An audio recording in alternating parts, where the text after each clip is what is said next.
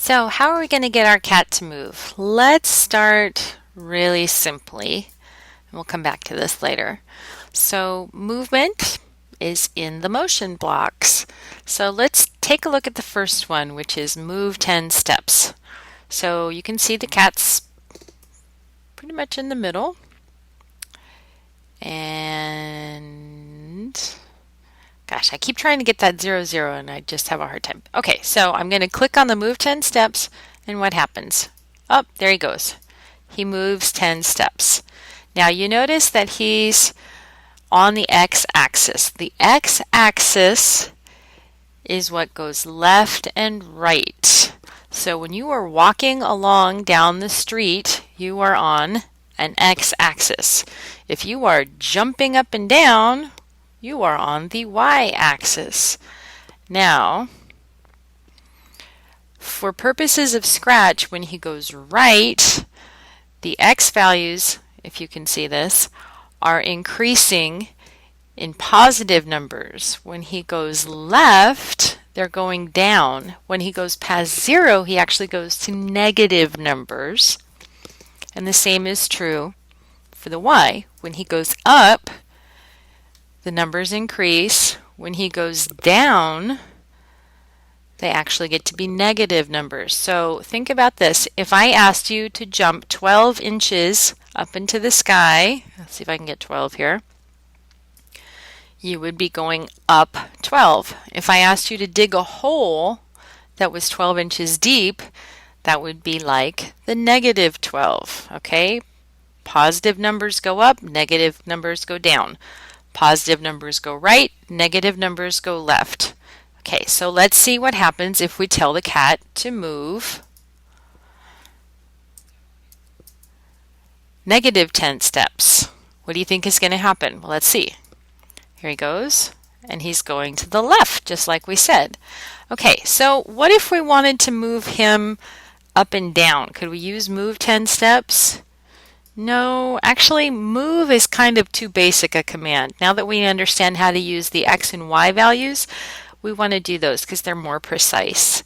So we're going to say change x by 10. Let's see what effect that has. Click on it. He moves to the right. Okay, so what we want to do is have a way for the user to move the cat when we want them to. So probably the thing that we're going to want to do there is to press the right arrow key. So let's try that. The way that we're going to do that, we have this nice block that says key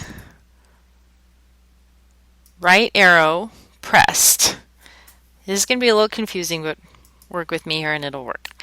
Okay, so when we just press that change x by 10, it's kind of chunky. It doesn't look very good. We actually, if we use this forever if loop, it's going to look a lot nicer. So now we have, if you notice, this forever if has a space that is going to fit that key right arrow pressed really nicely. So we need something to start it all off. And usually what you do for that is when the green flag is clicked. So this is saying here we have our scripts. Scripts are pieces of code that are all put together. And the green flag says, okay, start the scripts running. So you can see the white outline came on and now it's ready. So I'm going to press the right arrow key. Oh, see how he walks really quickly now? That's probably more the kind of movement that you want instead of having the person have to press that right arrow bunches and bunches of times. So it makes a nice smooth movement. So when the green arrow is pressed, forever if the right arrow is pressed, then change x by 10. Great. So he moves to the right. You can see as he moves that these x values increase. Cool. So what if we want him to move to the left? Well, we saw that when we put the negative 10 in, that worked really well. So let's try that. So here's a little trick for you. We're going to right click. We're going to choose duplicate. And we don't have to pull all the blocks out separately again. So now we want it when the left arrow is pressed. Change X by -10. All right, so we said when the green flag is pressed, so we have to go press the green flag. Okay, now both of these code blocks are active. And here we go. Left arrow, right arrow. Very nice. So now you have a program that moves your sprite,